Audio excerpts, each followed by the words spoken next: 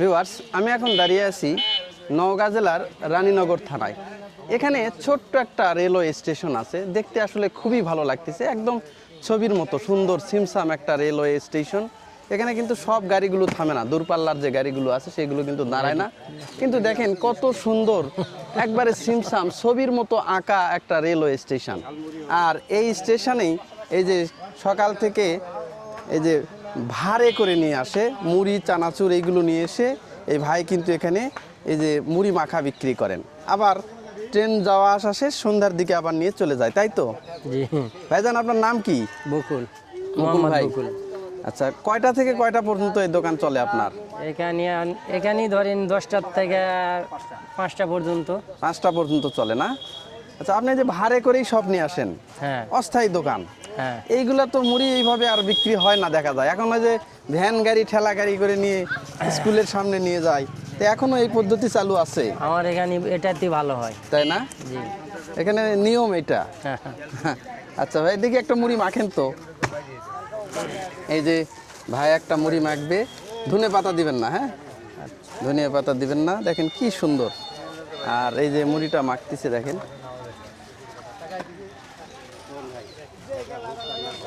এই যে দেখেন ডালির ভাড়ে করে উনি কিন্তু নিয়ে আসছে। আর যেহেতু একদম গ্রামগঞ্জের রেলওয়ে স্টেশন, দেখেন একদম ফাঁকা ফাঁকা চারপাশে। দেখেন বট গাছ, বড় বড় বট গাছ, মানুষজন বসে আছে, পাইচারি করতেছে। আর কি সুন্দর, যাদের আসলে কাজ নাই তারা এই স্টেশনে এসে কিছুক্ষণ আসলে বসে থাকেন।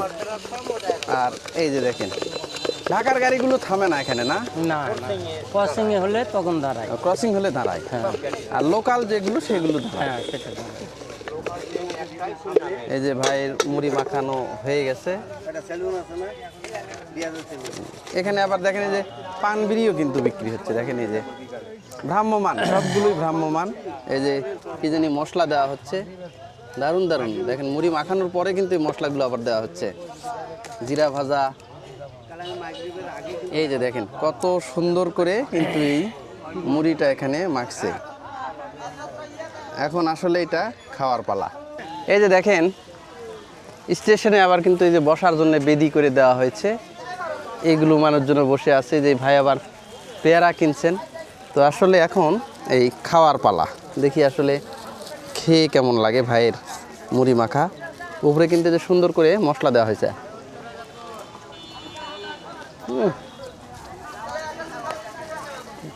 দারুণ। আর সবচেয়ে বড় কথা, এখানে এসে মুড়ি মাখা খেতে হবে না আপনাকে, আপনি যেটা খাবেন পরিবেশটা এত সুন্দর। একবারে গ্রামের পরিবেশ, এই পাশে আবার বিলের মতো নিচু জায়গাগুলো ডোবা হয়ে আছে। আত্রাই রানীনগর আপনারা জানবেন যে মাছের জন্য বিখ্যাত, আত্রাই নদী আছে। আর এই যে দেখেন স্টেশন, আসলে এই স্টেশনগুলোতে আপনি যখন আসবেন, ওই জায়গাগুলোতে যখন বসবেন, আপনার ভিতরে যত মানসিক যে অশান্তি সব দূর হয়ে যাবে। এখানে শুধু মানসিক প্রশান্তি, গ্রামীণ পরিবেশ। দেখেন কত সুন্দর লাগতেছে, একটা খোলামেলা পরিবেশ, খোলামেলা বাতাস। পেছন দিক দিয়ে চলে গেছে রেল স্টেশন।